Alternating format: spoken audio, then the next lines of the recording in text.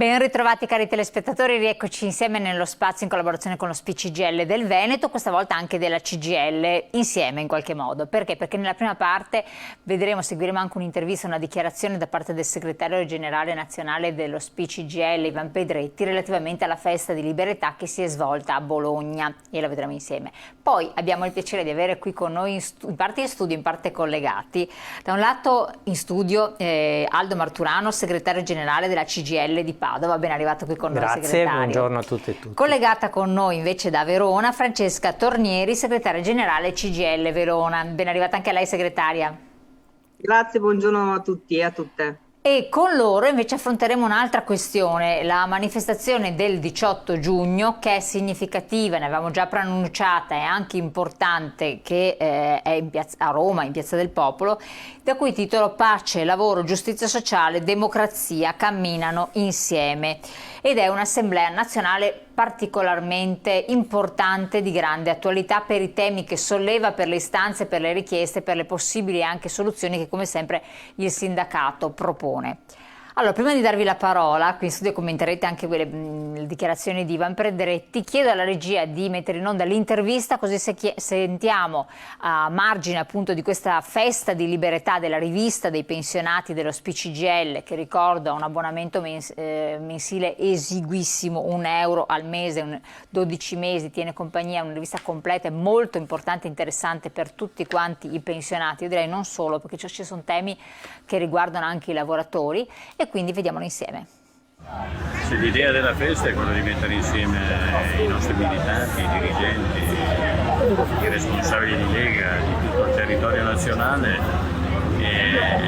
per discutere insieme a loro di temi che riguardano l'invecchiamento della popolazione, i problemi degli anziani, ma anche dei giovani, del precariato, delle condizioni sociali del nostro paese.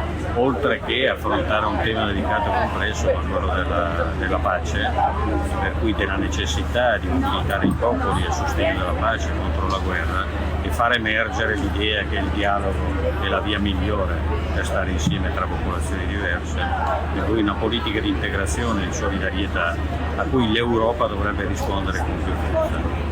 Ecco, noi abbiamo messo insieme migliaia di persone, di pensionati, di pensionate, e domani concluderemo questa nostra festa con una grande manifestazione per chiedere la realizzazione di una legge nazionale sulla non autosufficienza e poi chiedere anche maggior reddito sulle pensioni, maggiori salari per i lavoratori, ridurre il costo delle bollette, dei prezzi, e per poi aiutare le persone più deboli d'Italia.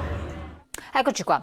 Allora, chiedo prima a lei segretario, visto che è qui presente, Ivan Pedretti ha sottolineato alcune, da una parte il dialogo, sarebbe importante riattivare il dialogo, in questo momento è tanto difficile quanto assurdo che non si riesca a trovare, ormai in tempi evoluti che dovrebbero essere pronti a farlo, ma poi ha sottolineato questa richiesta, continua richiesta, che passa il tempo, passano gli anni, siamo sempre là a parlarne, della legge sulla non autosufficienza e poi garantire maggior potere d'acquisto alle pensioni, maggior potere d'acquisto anche ai redditi naturalmente. Qui si parla di fiscalità, insomma, di cuneo fiscale da una parte, di tasse che gravano sulle pensioni dall'altra, perché altrimenti è un vortice senza soluzione di continuità. Che cosa ne dice a commento di questa dichiarazione? Allora, Ivan Pedretti ha elencato i temi che in qualche modo svilupperemo nell'incontro di oggi. Chiaramente parte dalla questione inevitabile degli anziani, non dimentichiamolo, purtroppo il nostro paese è un paese che ha un forte calo demografico, è un paese che invecchia sempre di più e la vecchiaia va incontro a situazioni, a condizioni, diciamo così, che nel passato non conoscevamo perché evidentemente non si arrivava ad un'età così avanzata. Oggi chiunque, voglio dire, ha dei genitori anziani va incontro a questo problema della non autosufficienza, no? Di malattie come chiaramente demenza senile, Alzheimer, ed è un tema molto sentito perché accade questo, che in qualche modo le famiglie e queste persone che ne sono direttamente coinvolte se ne devono fare carico da sole nel momento di maggior bisogno. e quindi di una legge c'è bisogno, una legge chiaramente che preveda fondi, che preveda risorse e che sostenga e aiuti da ogni punto di vista, non solo economicamente ma anche attraverso i servizi, queste persone che si trovano in una condizione di forte sofferenza. E gli altri temi si legano evidentemente, Pedretti parlava della guerra, la guerra segue ad una pandemia, sono due crisi che noi non abbiamo mai conosciuto nel passato, a dire il vero a livello globale, non solo europeo, di crisi ne abbiamo conosciute soprattutto a partire dal 2008, ma diciamo che le ultime due, pandemia e guerra, ci fanno toccare l'apice. Sì. Sta avendo delle conseguenze incredibili e drammatiche, perché la guerra produce degli effetti drastici, immediati sulla popolazione che vive in quegli scenari di guerra, ma solo. poi ha degli effetti che io non definirei indiretti, sono altrettanto diretti a partire, lo sentiamo, uno dei temi è quello della carestia, la preoccupazione che c'è proprio in questi giorni, in queste settimane, perché se non arriva il grano dall'Europa e dalla Russia rischiano di rimanere affamate importanti popolazioni soprattutto povere, questo innescherebbe un fenomeno di intensificazione dell'immigrazione, tra virgolette, viene da dire, per chi se lo può permettere. E un ulteriore effetto qual è? Lo vediamo, no? Erano partiti già prima i rincari, chiaramente le materie prime che non si trovano, l'alto costo dell'energia, l'alto costo del gas, le conseguenze poi che questi aumenti hanno sugli alimenti, per esempio, sui beni alimentari. Quindi ripercussione a vastissimo raggio, quindi una difficoltà straordinaria sociale. Perché la gente, pensionati che sono tanti e lavoratori che sono molti, e molti in una condizione di lavoro povero, ma poi questo tema lo affronteremo, non sono in grado di reggere a questi questi contraccolpi così potenti. E come diceva lei, e poi concludo, il dialogo, la partecipazione, il fare sistema sono delle vie d'uscita fondamentali, perché se invece si rimane così rigidi ed ognuno va avanti per conto suo, non si fa molta strada. Assolutamente. Cosa dice lei, segretaria, invece? Cosa ha notato in modo particolare? Cosa vuole portare un po' all'attenzione? Ma ovviamente concordo con quello che diceva Aldo, stiamo vivendo un periodo particolarmente straordinario, il combinato disposto di pandemia e guerra ha fatto emergere tutta una serie di difficoltà e di tutte le disuguaglianze presenti nel nostro paese. La guerra l'abbiamo vissuta in epoche anche recenti vicino a noi, nell'ex Jugoslavia, ma sicuramente l'invasione dell'Ucraina da parte della Russia ha assunto anche delle dimensioni non solo drammatiche per la portata umana che ogni guerra, no, porta con sé, la violenza, la distruzione, e le morti e i profughi, che sono un tema molto, molto sentito e anche che va analizzato con un po' più di equità, perché i profughi vengono da tante guerre, no? E anche intreccia un po' il tema delle migrazioni. Però c'è quell'elemento economico molto, molto forte, che è determinato dalle interconnessioni che oggi esistono nell'ambito dell'economia internazionale, per cui ciò che sta succedendo drammaticamente in Ucraina ha poi un risvolto molto forte sulle economie di altri paesi. Sul nostro, in particolar modo, visto che ragioniamo del nostro paese, la questione dei rincari, la questione energetica hanno fatto esplodere, innalzare in modo importante i costi energetici, ma anche di altri beni. Il grano veniva citato prima, anche forse in modo un po' speculativo, e questo ha portato con sé l'altro elemento del poco valore, no? Dello scarso valore dei redditi che c'è nel nostro paese, sia quelli delle pensioni sia i redditi da lavoro, che da anni in realtà sono al palo e che oggi vedono drammaticamente contrarsi la loro capacità rispetto al potere d'acquisto, alla perdita del potere d'acquisto che hanno oggi in queste settimane rispetto a quello che sta succedendo in questo momento contingente. Quindi c'è un effetto occasionato dagli eventi pandemia-guerra, ma ci sono anche delle questioni di natura strutturale che il nostro Paese in realtà deve affrontare e saranno i temi anche della manifestazione del 18 giugno a Roma. Lei ha accennato al discorso dei redditi, appunto, che adesso palesemente risultano inadeguati, e c'è chi sostiene che deve essere affidata alla contrattazione collettiva la rivalutazione di questi redditi, tenendo conto che un 85% effettivamente dei contratti fanno capo alla contrattazione collettiva, però nella nostra regione molte aziende medio-piccole non fanno capo a questo e quindi sarebbero trattative individuali, sarebbe la buona volontà, bisogna vedere dove si trova, del datore di lavoro. Non sempre sono aziende con titolari virtuosi o che hanno la possibilità o disponibilità di farlo, quindi risulta più difficile. Voi come sindacato, segretaria, che cosa pensate?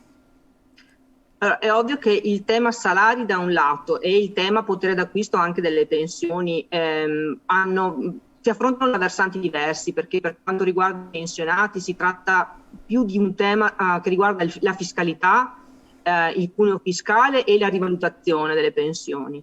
Per quanto riguarda invece la questione dei salari, anche lì c'è l'aspetto del cuneo fiscale e della progressività fiscale che deve passare maggiormente in questo Paese. L'intervento fatto nella legge di bilancio che ci ha portato allo sciopero del 16 dicembre in realtà non ha prodotto un effetto positivo sui salari delle lavoratrici e dei lavoratori. Ed è per questo che da tempo noi chiediamo un intervento fiscale più ampio e complessivo, dove si ragioni effettivamente di una maggiore progressività fiscale, perché quello sì è un elemento vero di equità tra lavoratrici e lavoratori. Dall'altra parte il tema che diceva lei, la questione del rinnovo dei contratti nazionali, sono ovviamente per noi imprescindibili. La questione del rinnovo dei contratti, soprattutto in un contesto come quello di adesso, c'è la necessità di andarli a chiudere i contratti nazionali. È molto importante, ovviamente, a prescindere dall'evento straordinario o dell'incremento dei prezzi che stiamo vivendo oggi, perché la contrattazione nazionale è un elemento importante. Oggi più che mai c'è la necessità di andarli a chiudere. Sappiamo che c'è un problema sul tema della rappresentanza, lo diciamo anche nella nostra piattaforma, perché ormai i contratti sono 900 quelli registrati al CNEL. C'è un tema di chi sono i soggetti firmatari dei contratti nazionali, devono essere firmati dalle organizzazioni maggiormente rappresentative, devono avere un valore erga omnes, quindi il tema ovviamente è più legato alla contrattazione di grandi comparti, come diceva lei, il tessuto industriale nel Veneto è anche medio-piccolo, quindi effettivamente risulterebbero scoperti praticamente. E si deve andare a una contrattazione aziendale di altra natura. Chiaro. Io lo interrompo un attimo, abbiamo la pubblicità che incombe, poi questi temi ritornano perché fanno parte anche della manifestazione di Roma del 18 giugno insieme ad altre questioni. Pubblicità.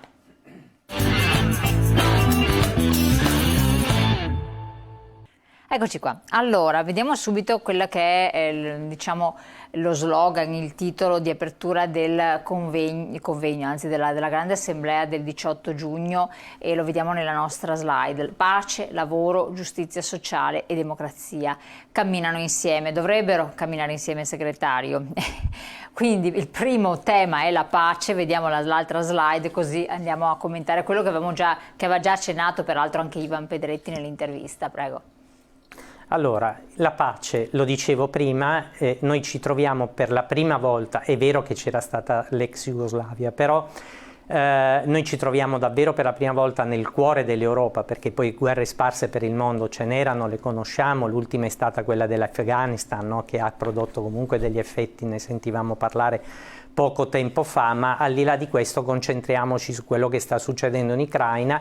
È una guerra che accade nel cuore dell'Europa, che richiama chiaramente vecchi fantasmi, che mette fine un po' a quell'equilibrio determinato da una sorta di deterrenza, no? Che conoscevamo, chi è nato, cresciuto negli anni '80 lo ricorda molto bene, gli Stati Uniti da una parte, l'Unione Sovietica dall'altra, la cosiddetta guerra fredda che teneva in equilibrio un mondo, una deterrenza che è andata avanti per quale ragione? Perché comunque gli Stati Uniti e la Russia sono rimasti i due principali paesi con il maggior numero di armamenti nucleari, e il timore di dover prevedere scenari di guerra o scatenare tensioni ha fatto stare tutti, diciamo così, sufficientemente tranquilli per un lungo periodo. Adesso è saltato questo principio. Il fatto che la Russia intervenga in Ucraina fa saltare, ripeto, questo principio di deterrenza e mette in discussione un equilibrio che aveva retto e che oggi però lo si vuole modificare. Anche questa è una conseguenza della pandemia, perché la pandemia in qualche modo è come avesse, se utilizziamo termini informatici, resettato tutto, bloccato tutto e fatto ripartire. E questa ripartenza mette in gioco chiaramente interessi diversi che, la dico così, provano a spostare quello che per molto tempo è stato un predominio occidentale verso Oriente. Non voglio farla troppo lunga, o comunque non voglio usare concetti molto difficili, basta vedere la spesa per armamenti.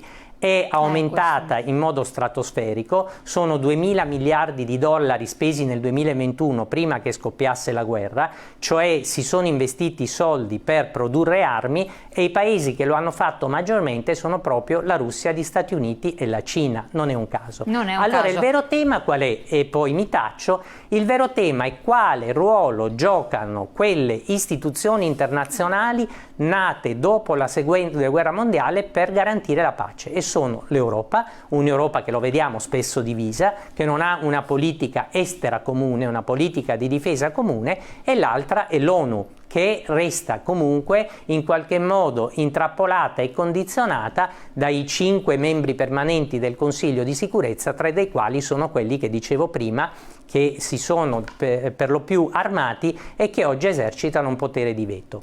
Non ci sono alternative però, perché il rischio che corriamo è molto grosso. È evidente che gli Stati Uniti, che in qualche modo questa situazione diciamo così la alimentano, sono però proprio distaccati geograficamente rispetto all'Europa, che invece è in una situazione di immediato pericolo, perché se scoppia una guerra nucleare noi ci troviamo per primi. Chi sta pagando le maggiori conseguenze di una ripercussione delle sanzioni? Il gas, lo leggiamo in questi giorni, inizia a diminuire naturalmente l'erogazione di gas. Troppo solo un secondo, perché abbiamo un messaggio che abbiamo ricevuto, chiedo alla regia se lo rimette in onda così possiamo commentarlo, poi do la parola appunto anche alla segretaria relativamente a questo aspetto. Questo periodo drammatico ha mostrato quanto il mondo sia egoista, ognuno pensa a se stesso, gli stati pensano al loro giardino che è molto piccolo in confronto al mondo. È un dato di fatto reale, perché qui magari faccio intervenire la segretaria da Verona. Segretaria, c'è questo aspetto, per esempio le conseguenze dell'Ucraina ricadono dappertutto, anche su di noi, però abbiamo visto i paesi che hanno maggiori difficoltà economiche, poi i paesi del terzo mondo ne subiranno le conseguenze in modo esponenziale, quindi c'è un egoismo drammatico nel perseguire determinati obiettivi, come voi dite, la guerra non si ferma con la guerra né con il riarmo. Continuando a riarmare, non continuiamo altro che far continuare questo combattimento anche all'infinito, e intanto le conseguenze più gravi ce l'ha chi ne ha meno soldi, anche da noi, per carità, non solo nel terzo mondo, anche da noi. Sì, è quell'effetto domino, effetto a catena di cui parlavamo prima.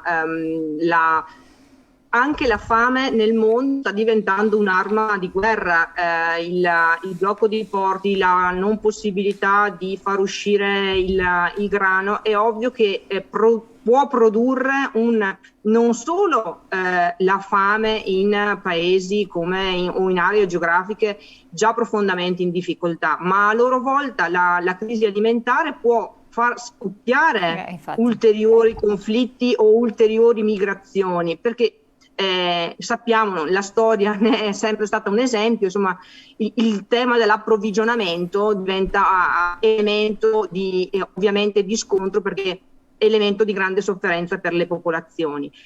Questo elemento anche della interdipendenza degli stati nasce anche dall'effetto della globalizzazione, per cui lo abbiamo visto anche, se vogliamo, durante il periodo della pandemia, no? Quanto gli stati dal punto di vista economico siano diventati, per scelte politiche fatte, tra di loro interdipendenti.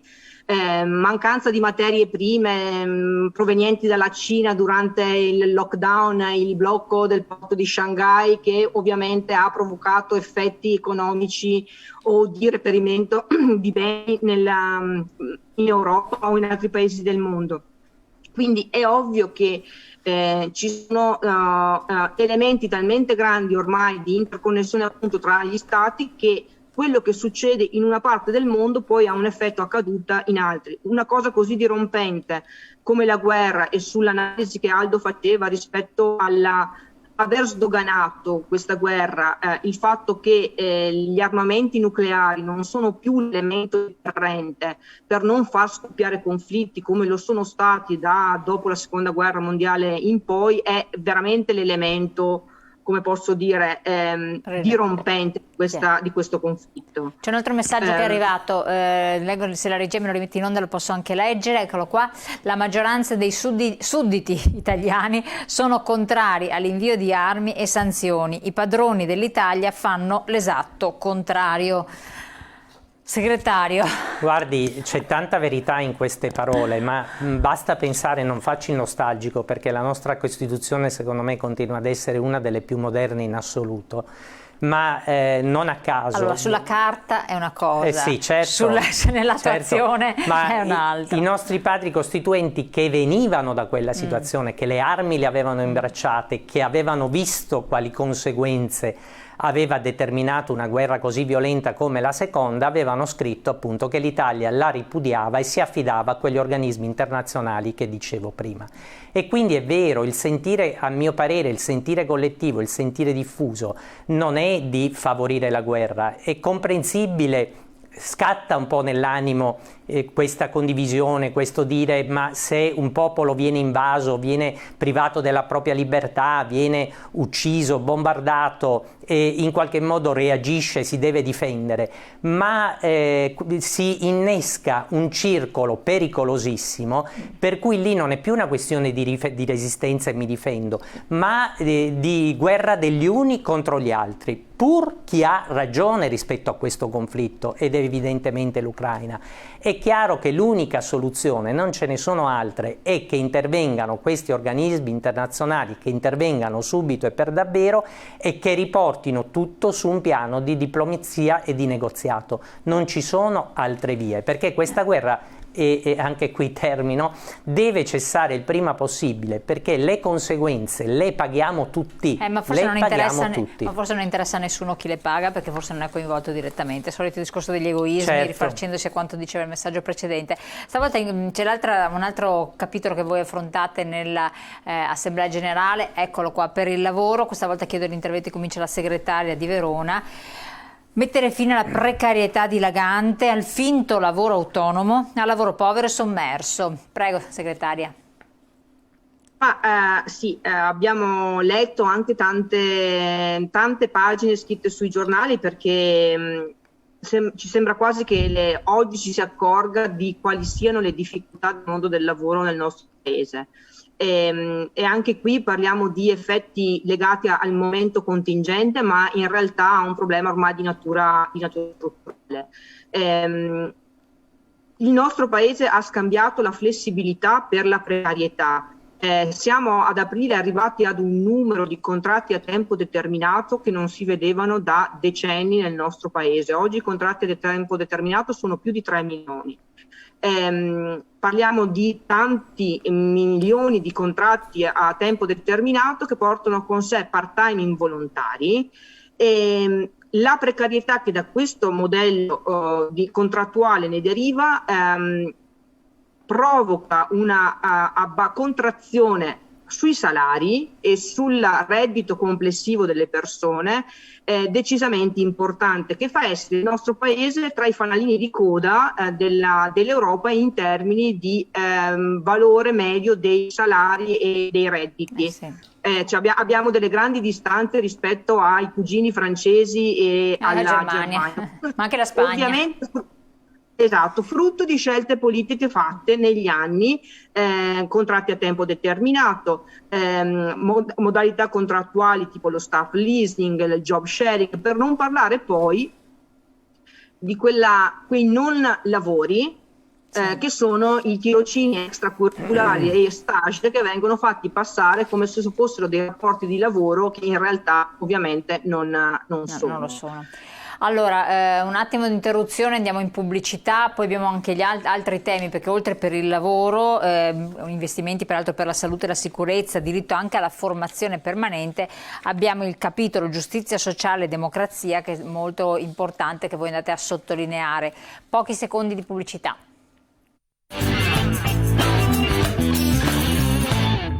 Eccoci qua. Allora, abbiamo un altro capitolo importante che voi affrontate all'Assemblea del 18 giugno per la giustizia sociale e la democrazia. Che cos'è che voi volete? Qui sono riassunti i punti fondamentali, poi ce ne saranno anche altri. Si parla di segretario, sostegni strutturali per i redditi più bassi. I 200 euro di bonus non bastano, poi tra l'altro ricordiamoci che bisogna farlo anche, a parte i dipendenti di pubblico impiego, vanno anche richiesti, per cui sì, ma sono proprio il contentino. Cioè... Assolutamente, non ce ne facciamo, cioè sì, per carità, è un aiuto, ma non è assolutamente sufficiente. Su niente, è un po', tra virgolette, diciamo così, un'elemosina, anche perché se pensiamo, basti andare a fare la spesa e si vede qual è stato l'aumento, no? E i 200 euro, a mio parere, vengono consumati in un mese. Da tenere conto che quella precarietà di cui parlava Francesca prima determina una povertà, l'abbiamo letto ieri, no? I dati dell'Istat che si riferiscono al 2001, al 2022, dovremmo vedere, perché chiaramente l'aumento del costo della vita e le conseguenze della guerra determineranno, lo prevede l'Istat, un aumento ulteriore della povertà assoluta. Siamo arrivati a 5,6 milioni ed è previsto per quest'anno un ulteriore milione. Allora è evidente che le soluzioni che vanno trovate, e molti di questi sono lavoratori poveri, non sono disoccupati o indigenti, persone che erano sul filo del rasoio sul piano reddituale, perché è chiaro, il lavoro precario comporta anche che io lavori per poche ore alla settimana, per qualche giorno al mese, per qualche mese all'anno, se mi va bene, non è per forza un lavoro che mi dà stabilità da questo punto di vista. E allora quello che noi diciamo e che ha portato anche allo sciopero del 16 dicembre è che vanno trovate soluzioni fiscali, non anche per chi paga le tasse ma a redditi più alti chiaramente, ma soprattutto per i redditi medio-bassi. Consideriamo che l'85% dei pensionati e dei lavoratori dipendenti ha un reddito che non supera 35.000 euro. Noi diciamo va trovata una via e la via la indichiamo. Ci vuole una maggiore decontribuzione, ci vuole un recupero del potere d'acquisto anche nelle detrazioni fiscali che ti riconoscono, ci vuole un riconoscimento all'aumento del valore delle pensioni. Le pensioni sono ferme, nel senso che ricordiamo che Monti ne aveva bloccato la rivalutazione, che poi è ripartita, ma è una rivalutazione molto contenuta. C'è da dare risposta appunto a tutto questo mondo e c'è da farlo attraverso due strade: per i lavoratori attraverso il fisco e attraverso i salari, per i pensionati soprattutto attraverso il fisco e aumentando le loro pensioni. Sono queste le due strade da percorrere. Un ulteriore impoverimento mette in crisi il nostro sistema economico e la nostra democrazia. Quando le aziende o il presidente di Confindustria dice è vero, c'è un problema, ma il problema si risolve solo per via fiscale perché le aziende non sono in grado di aumentare, di riconoscere un aumento contrattuale, come dire, il suo pensiero è sbagliato, perché chiaramente che cosa succede? Che se io resto in una condizione di povertà, non consumo, metto in crisi la stessa attività produttiva. Diceva Ford che quando si produceva la macchina bisognava poi mettere in condizione l'operaio di acquistare quella macchina. È un principio economico molto semplice. Noi questo chiediamo e indichiamo anche le vie, perché le risorse ci sono le possibilità di andarle a recuperare, assolutamente. Prima di passare la parola per quanto riguarda sempre questi temi e anche un altro capitolo, perché qua ce ne sono diversi. Voglio leggere il messaggio che è arrivato poco fa. Allora, vediamolo insieme. Sono anni che si parla di aumenti di salari ma non si è mai visto niente. Poi alla politica interessa solo i loro stipendi e gli appalti che danno su cui costruiscono i loro imperi. Ma infatti è vero, sono temi che ribattuti, se ne parla, se ne riparla, tornano, ritornano, si interrompono perché diventa di attualità il Covid anziché la guerra, sono tutte cose, però alla fin fine i problemi restano quelli, purtroppo, è un dato di fatto. È per quello che si deve parlare di problemi di natura contingente legata all'incremento esponenziale dell'inflazione e oggi alla grande perdita del potere d'acquisto di salari e pensioni, ma è vero che è un problema anche di natura strutturale, perché ha ragione il telespettatore quando dice che è da anni, perché non è da oggi che l'Italia ha un problema di salario rispetto all'Europa. Poi adesso l'inflazione è altissima. Lega, se posso permettermi, aggiungo solamente una battuta rispetto a quello che diceva Francesco e a quello che dicevamo prima. Si lega al fatto negli ultimi 30 anni in Italia il salario è diminuito del 3%, si diceva in Francia e in Germania è cresciuto rispettivamente del 30%, mi scusi, in entrambi i paesi. Esatto. Del 30%, quindi 10 volte, anzi di più, perché in Italia, ripeto, è diminuito. Ma noi abbiamo un'importante rappresentanza, cioè molti contratti fanno riferimento appunto alle organizzazioni sindacali confederali. Come mai però i salari perdono potere? Perché c'è quella via della precarietà introdotta all'inizio degli anni 20 con la famosa legge Biagi, che ha introdotto tante tipologie contrattuali che hanno favorito una frammentazione, un indebolimento del lavoro, e quella povertà si riflette poi su tutti, anche su chi aveva contratti stabili. Quindi il risultato è stato che tutti ci siamo ritrovati più poveri. È evidente che quella ricetta sbagliata va assolutamente corretta. Assolutamente. Prima di dare la parola appunto alla segretaria per la giustizia sociale e la democrazia, cosa volete? Qui si parla di servizi pubblici, aumento dei finanziamenti per la sanità, scuola, università, legge sull'autosufficienza, eccetera. Voglio leggere un altro messaggio che è arrivato poco fa, eccolo qui. Gli stipendi pubblici vengono adeguati sistematicamente, quelli privati non se ne parla, ma vogliamo fare qualcosa qui, anche chi lavora è povero. Segretaria, è una cosa interessante questa osservazione finale, perché è vero, e della considerazione che fanno tanti, ed è il classico, dopo si allaccia al cosiddetto reddito di cittadinanza, nel senso che chi lavora ha una tale trattenuta fiscale alla fonte, ha una tale versamento di imposte, perché che alla fine veramente le persone fanno delle considerazioni per cui anche non sempre ne vale la pena, perché sei povero, sei proprio lavori ma sei povero perché paghi talmente tanto in tasse eccetera che ti resta ben poco in tasca, e gli adeguamenti dei stipendi avvengono automaticamente sempre nel pubblico con molta facilità, ma nel privato aspetta e spera. Prego, a lei la parola. Allora, torniamo sempre sullo stesso ragionamento. È vero purtroppo che oggi si è poveri anche lavorando, ed è esattamente quello che noi diciamo deve essere invertito nel nostro paese. L'elemento ovviamente che comprime i salari e rendendo quindi anche chi lavora una persona povera è proprio quell'elemento di lavoro precario, mal pagato, contratti part-time, il tema degli appalti che sono sempre al ribasso, e quindi c'è una competizione nel mondo del lavoro nel ridurre i costi sempre di più a discapito della qualità del lavoro. Noi è da anni, non da oggi, che diciamo che va ripensato il mondo del lavoro, e soprattutto ci si deve prendere maggiormente cura delle persone che lavorano, attraverso sia il versante dei rinnovi contrattuali, come abbiamo detto all'inizio, sia sul versante di una vera riforma fiscale che sia progressiva, però non che vada a ridurre il numero delle aliquote fiscali, perché la vera equità la costruisci con una maggiore progressività fiscale. Ovviamente questo elemento di equità, e qui vado magari sul tema della giustizia sociale, il tema per noi, e la fiscalità generale serve per, come posso dire, alimentare, no, gli investimenti nello Stato sociale e nel welfare pubblico, per noi sono un elemento imprescindibile, soprattutto sul tema della sanità e della scuola, ma in generale per tutto quello che è il pubblico impiego. che è l'ossatura del nostro paese.